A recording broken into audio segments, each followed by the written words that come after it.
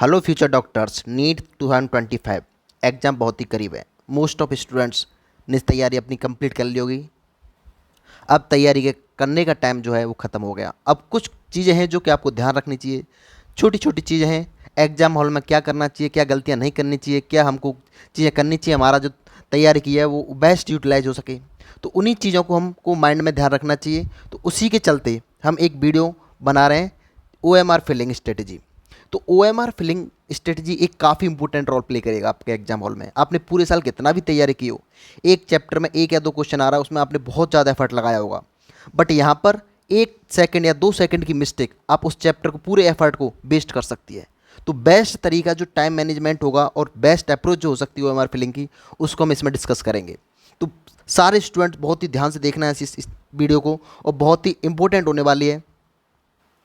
अब तैयारी ऑलमोस्ट सबकी फिनिश हो गई होगी। अब छोटी छोटी चीज़ें जो कि ध्यान में रखनी चाहिए, उन सभी चीज़ों को आप माइंड में बना लीजिए। तो OMR फिलिंग करने का बेस्ट तरीका क्या हो सकता है, क्या हम अच्छे तरीके से भर सकते हैं जिसमें हम टाइम का मैनेजमेंट कर पाएँ, बेस्ट अप्रोच क्या हो सकती है, इन सब के बारे में हम इस वीडियो में डिस्कस करेंगे। तो सारे स्टूडेंट्स को वीडियो पूरी देखनी है, उसके बाद आपको चीज़ समझ में आएंगी कि क्या गलती हमको नहीं करनी है एग्जाम हॉल में, और क्या हमको बेस्ट अप्रोच रखनी चाहिए OMR फिलिंग करने के लिए। तो चलिए वीडियो को करते हैं शुरू। और अगर चैनल पर नए हो तो सभी प्लीज़ चैनल को सब्सक्राइब कर देना और इस चैनल को ग्रो कराना। बहुत ही important, informative and strategic video आगे तैयारी के साथ साथ तैयारी की वीडियो भी इस पर आती रहेंगी, और इस चैनल पे बहुत ही ज़बरदस्त कंटेंट आपको प्रोवाइड होता रहेगा। चलिए वीडियो को करते हैं शुरू। सबसे पहले हम देखेंगे कि स्टूडेंट OMR फिलिंग में क्या क्या मिस्टेक करता है। बहुत ही ज़्यादा स्ट्रिक्टली लेना है ये चीज़, बिल्कुल भी मजाक में नहीं लेना है। सबसे पहले रॉन्ग मेथड क्या हो सकता है कि हम बच्चे मोस्टली क्या क्या करते हैं कि या तो 2 बबल फिल कर देते हैं, जो कि बहुत ज़्यादा गलत है। होता क्यों है ऐसा कि एक बबल किया, बाद में पता चला अरे इसका आंसर ये नहीं होना चाहिए था, तो वो क्या करता है कि इसको न कंसीडर करके उसको कहता है कि ये करेक्ट आंसर होगा मेरा। तो ये पूरा सरासर गलत है। इसको OMR में चेक काउंट नहीं होगा। हो सकता है आपकी OMR रिजेक्ट भी हो सकती है। पहली ये गलती बिल्कुल भी नहीं करना है। स्टिक रहिए अपने आंसर पर। एक बार जो फिल कर दिया उसको दोबारा छेड़ना नहीं है, चाहे वो गलत ही क्यों ना हो। तो आपके पूरे साल की मेहनत बेकार हो सकती है। तो ये ध्यान रखना वाली चीज़ है।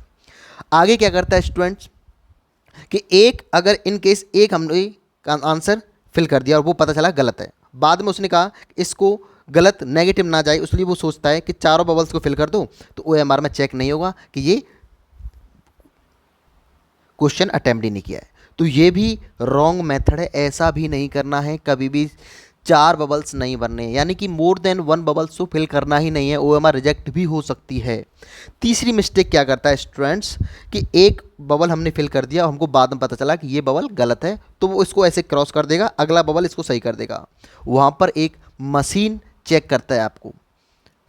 आपकी OMR कंप्यूटराइज्ड चेक होती है, कोई ह्यूमन बॉडी नहीं चेक कर रही है। तो उसको पता रहेगा अच्छा ये गलत है और ये सही है, तो उसको करेक्ट करके चला जाएगा आगे। उसमें जो भी डेटा फिल कर दिया जाता है कि इस क्वेश्चन का आंसर यही सही है, तो सिर्फ वही कंसीडर करेगा। इसके अलावा उसके बियॉन्ड कुछ भी होगा उसको रिजेक्ट कर देगा। उसके बाद कुछ स्टूडेंट करते हैं कि इनकम्प्लीट बबल को फिल कर देता है इस तरीके से, जो कि कम्प्लीटली फिल नहीं है। तो ये भी एक रॉन्ग मेथड है, ऐसा भी नहीं करना है। कुछ स्टूडेंट क्या करते हैं, ओवरलैप करते हैं, यानी कुछ बबल्स ऐसा भर देते हैं कि वो एक्स्ट्रा यानी बाहर भी निकल जाता है। तो ऐसा भी नहीं करना है, यानी कि एक्स्ट्रा भर देते हैं। तो ये सारे इस तरीके का मेथड है जो कि आपको नहीं करने हैं, अदरवाइज आपकी OMR रिजेक्ट भी हो सकती है, पूरे साल की मेहनत भी वेस्ट हो सकती है। तो करेक्ट तरीका क्या होना चाहिए? करेक्ट तरीका यही है, सिर्फ और सिर्फ एक बबल को भरना है, कंप्लीटली फिल करना है, अच्छे से नीटली और क्लियरली फिल करना है। सिर्फ यही तरीका है। दूसरा तरीका अगर क्वेश्चन नहीं आता है तो उसको ब्लैंक छोड़ दीजिए, कोई भी मार्क नहीं करना है। सिर्फ ये अप्रोच है, इसके अलावा कोई भी अप्रोच फॉलो करोगे तो आपकी OMR रिजेक्ट हो सकती है।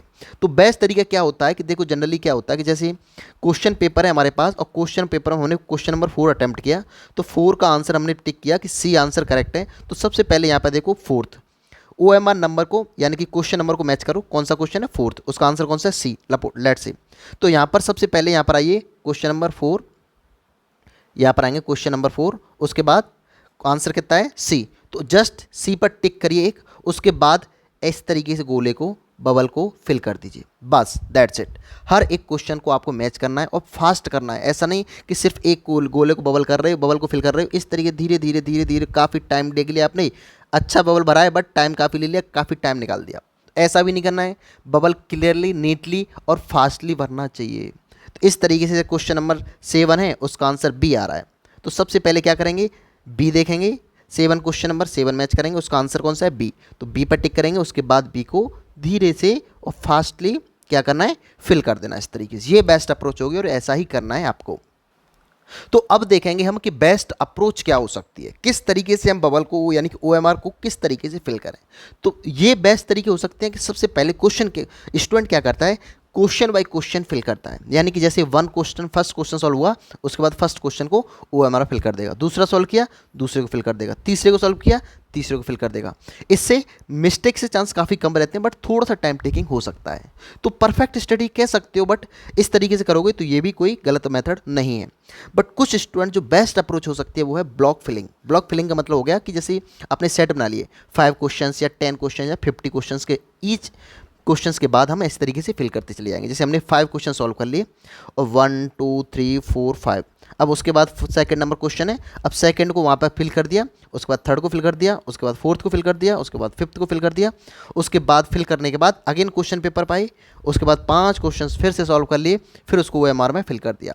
तो ये होता है ब्लॉक स्टडी, और ये काफ़ी इंपॉर्टेंट होती है, काफ़ी बेस्ट तरीका हो सकता है ब्लॉक स्ट्रेटेजी। तो इस तरीके से फिल करोगे तो ज़्यादा अच्छा होता है। कुछ स्टूडेंट्स करते हैं आफ्टर ईच सब्जेक्ट, जैसे आपने फिजिक्स सॉल्व कर लिया, फिजिक्स सॉल्व किया, केमिस्ट्री, फिर बायो सॉल्व किया, तो पहले फिजिक्स सॉल्व किया फिजिक्स, या केमिस्ट्री सॉल्व किया, केमिस्ट्री के बबल फिल कर दिए। इसमें भी थोड़े चांसेस रहते हैं कि आप हो सकता है कि लास्ट के 15 एंड 20 मिनट्स आप अच्छे से मैनेज नहीं कर पाएँ, तो लास्ट की जो सब्जेक्ट बचेगी वो अच्छे से ना फिल हो पाए, या कुछ क्वेश्चंस रह जाएँ आपसे फिल करना। तो ये बहुत कॉमन मिस्टेक है जो बच्चों से होती है, तो ऐसा नहीं करना है। तो बेस्ट अप्रोच ये होती है ब्लॉक स्ट्रेटेजी।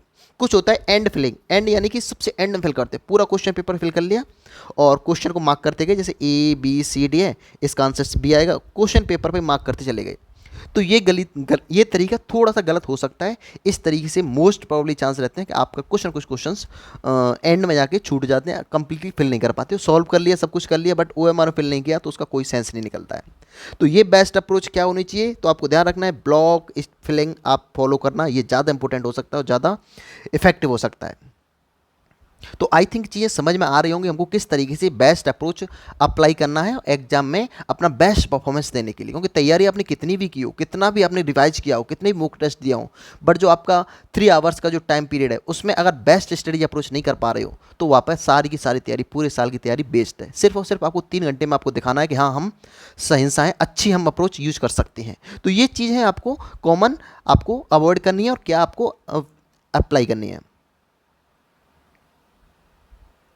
एंड में मैं यही कहना चाहूँगा, क्या टिप हैं जो हमको अप्लाई करनी चाहिए, क्या अप्रोच रखनी चाहिए, वो सारी चीज़ें बता दी हैं। अब क्या कुछ कॉमन टिप्स हैं उसको फॉलो करना है कि practice perfectly bubbling during mock test या 1-2 डेज बिफोर एग्जाम।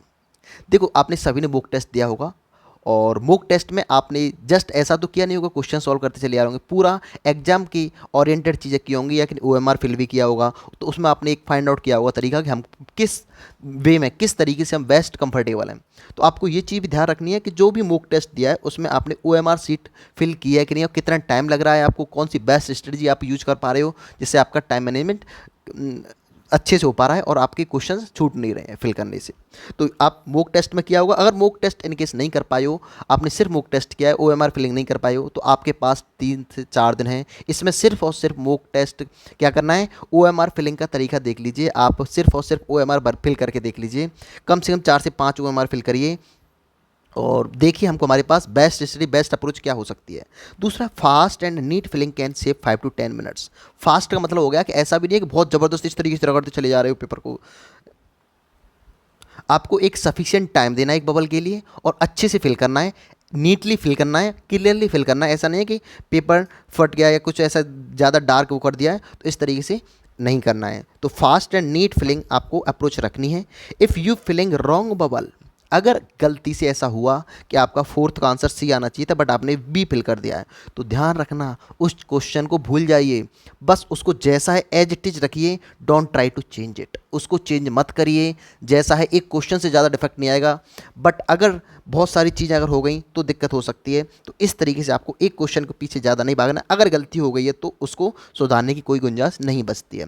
अगला है mark correct answer on question paper. ये भी तरीका बेस्ट रहता है कि आपने जैसे क्वेश्चन किया क्वेश्चन नंबर 2, आंसर बी है, इसको अच्छे से मार्क कर दीजिए, इसका बी आ रहा है। और 5 एंड 10 एंड 15 क्वेश्चंस का ब्लॉक बना लीजिए, उसके बाद फिल कर दीजिए क्वेश्चन मैच करते करते। इस तरीके से देखो, क्वेश्चन का सीक्वेंस नहीं बिगड़ना चाहिए। मोस्ट ऑफ स्टूडेंट्स क्या करते हैं, क्वेश्चन का सीक्वेंस बिगड़ जाता है। 1 2 3 4 5 क्वेश्चन पेपर में है और OMR में उसका सीक्वेंस बिगड़ गया, क्योंकि यहाँ पर आपने ऐसा तो है नहीं सारे क्वेश्चन आ रहे होंगे।